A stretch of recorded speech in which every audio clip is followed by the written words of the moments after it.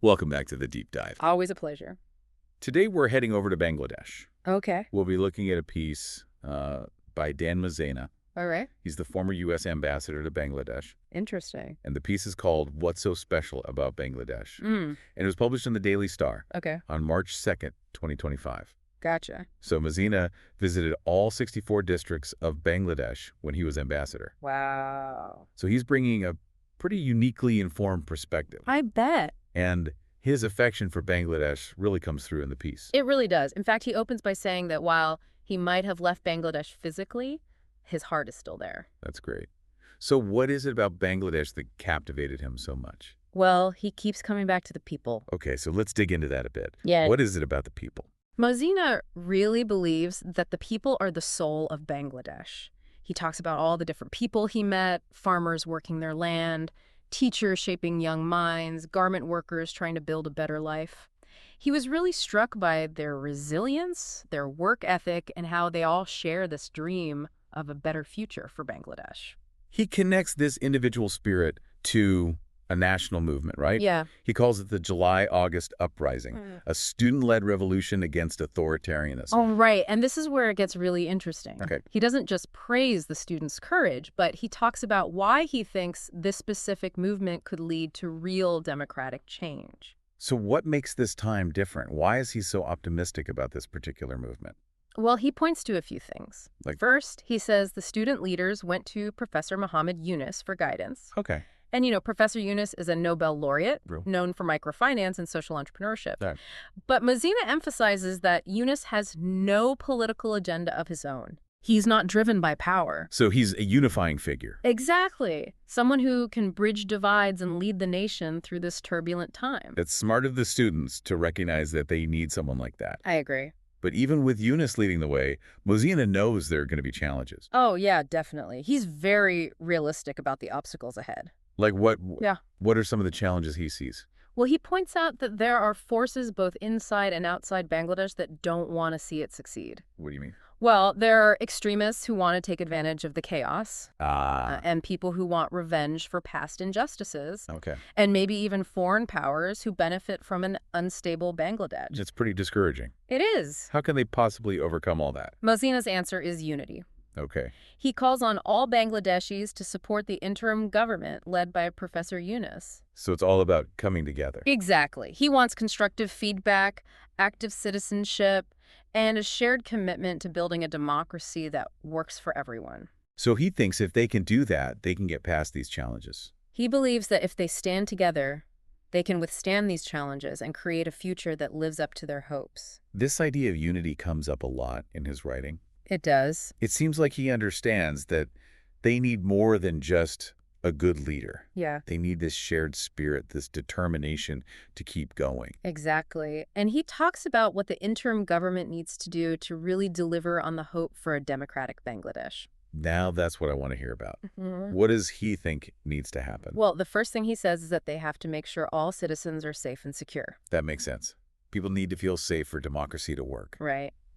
And then he talks about providing quality education, Yeah. healthcare, and other basic needs. So it's about creating a society where everyone has a chance to succeed. Exactly. That's a key part of a fair and just society. It is. And of course, he brings up corruption. Oh, He's very clear that the interim government needs to fight corruption effectively. makes sense. Yeah. Without that, people lose trust in the system. Exactly. And it's really hard to build a stable democracy without trust. So true. But he doesn't stop there, does he? No, he doesn't. He also talks about the economy. Okay. He says they need to create jobs and raise living standards. So people see a real difference in their lives. Right. It's about making sure that democracy delivers. Not just in terms of freedom, but in how people live their lives. Exactly. It's a very holistic vision. It is. He seems to get that for democracy to work, it has to address people's needs on multiple levels. Absolutely. And he doesn't shy away from the issue of accountability.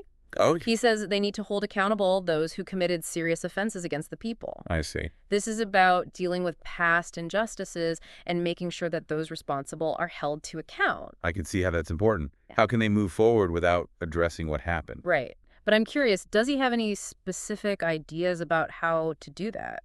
It seems really complicated. Well, he mentioned something really interesting. Let's- He suggests maybe having a truth and reconciliation process Okay. inspired by what they did in South Africa. That's a thought-provoking idea. It is. It suggests a way to deal with past abuses that's about accountability, but also about healing and moving forward together. It speaks to his belief in forgiveness and reconciliation. It does. And his final point for the interim government is about electoral reform. Yeah. They need to make sure elections are free and fair. So people trust that their votes count. Right. It's about creating a level playing field and making sure the government reflects the will of the people. So it sounds like Mozena has laid out a whole plan for Bangladesh's transition to democracy. He has. He's covered everything from security and the economy to accountability and elections. And it's clear that his optimism is based on a real understanding of Bangladesh's complexities. I see. He's not naive about the challenges, but he believes the people and the interim government can succeed. That's good.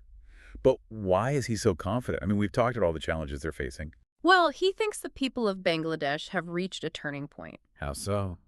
He says they've seen their dreams crushed too many times, and they're not going to put up with autocracy anymore. Okay. He believes they're determined to build a democratic future, and that determination is the key to their success. It's inspiring. It is. This idea that the people of Bangladesh are ready to take control and shape their own future. It is. You can really feel his admiration for the people of Bangladesh and their resilience and their pursuit of a better future. His piece is more than just an analysis of their politics. I agree. It's about the human spirit and the power of hope and collective action. And it's this belief in democracy that leads him to ask a thought-provoking question near the end. Oh, what's the question? He asks, what are the potential long-term impacts of a successful democratic transition in Bangladesh, both for the nation itself and the wider region? Whoa, that's a big question. It is. It Yeah. really makes you think about what a shift like that could mean. What could a stable, democratic Bangladesh mean for the region, for the world? It's amazing to think about. It could inspire similar movements in neighboring countries, Right. maybe even lead to a more peaceful and prosperous South Asia. That would be incredible. And it could be a model for other countries trying to become democracies. Showing them that it's possible to break free from authoritarianism and build a more just society. Exactly. The possibilities are really exciting. They are. But on the other hand, what if Bangladesh fails? What if their hopes for democracy are crushed? Mozena acknowledges that possibility, too. Yeah. He says if Bangladesh's pursuit of democracy fails, it could be terrible not just for them, but for the whole region. So there's a lot at stake. There is. It could lead to more instability, maybe even more extremism and conflict. And that could spread beyond Bangladesh. Exactly. It's a sobering thought. It is. It really highlights why it's important to support Bangladesh's journey to democracy. Not just for their sake, but for the stability of the entire region. Right. So Mozena ends by saying that Bangladesh is at a crucial point in its history. Yes, and he says the people are determined to build a democratic future. They've had a taste of freedom, and they don't want to go back. It's a powerful message of hope and determination. It makes you want to believe that change is possible. It does. That even when things seem impossible, the human spirit can win out. Mozena's piece is a real testament to that belief. It is. It's a call to action. Not just for the people of Bangladesh, but for everyone who believes in the power of democracy. It reminds us that we all have a part to play. In supporting the growth of democracy, wherever it may be. So as we wrap up our look at Dan Mozena's piece, we're left with a sense of hope. And a bit of apprehension, too. Yes, the stakes are high. They are. The challenges are very real. But the potential rewards of a successful transition to democracy are huge. It's a really complex situation. It is. And Mozena's perspective from his years in Bangladesh gives us a great way to understand it all. He offers such a thoughtful look at the country's potential, Yeah. at the challenges they face, and the importance of unity and hope in their pursuit of a democratic future. Absolutely. He really gives us a lot to think about. He does. You know, it's interesting. What's that?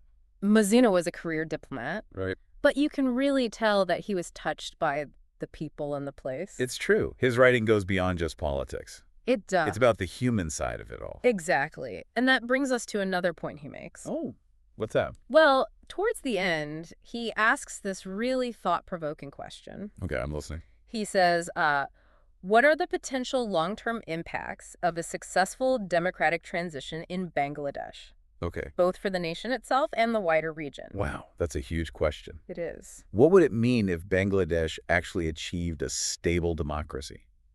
It's hard to even imagine. For the region, for the whole world. It's mind-blowing, really. I know. Think about it. A successful democratic transition in Bangladesh. Yeah. It could be a game changer for the whole region. How so? Well, you could see a South Asia where democracy becomes the norm. Wow. Countries working together to solve problems like poverty and climate change. A more peaceful and prosperous South Asia. Exactly. That's what Mozena hopes for, I think. It is. He sees the potential. Bangladesh leading the way. A beacon of hope for the whole region. And on a global level, it could be huge, too. In what way? I mean, a successful democratic transition in Bangladesh would send a message to the world. That democracy can work anywhere. Exactly. That it's not just a Western idea, but a universal human aspiration. It could give hope to people in other countries struggling for democracy. Right, showing them it's possible to overcome authoritarianism and build a fairer society. So Bangladesh could be a model for the world. That's a powerful thought. A country that's faced so much adversity becoming a source of inspiration and guidance for others. It shows the strength of the human spirit and the enduring appeal of democratic values. So we're coming to the end of our deep dive into Mozena's piece. Yeah. And I think what we're left with is a sense of hope. But also a sense of the challenges ahead. Definitely. The stakes are high, but the potential rewards are immense. It's a complex situation. It is. But Mozena, with his years of experience in Bangladesh, he gives us a way to understand it all. He's got this deep understanding of the country's potential, the obstacles they face, the importance of unity and hope in their pursuit of democracy. Absolutely. It's a fascinating story. It is. And it reminds us that even in international affairs, it's the personal stories that really matter. It's true. People like Mozena, who dedicate their lives to understanding these countries, they play a big part in making the world a better place. Absolutely. And on that note, I think it's time to wrap up. I agree. Thanks for joining us on this journey to Bangladesh. It was my pleasure. And until next time, keep exploring, keep learning, and keep the conversation going.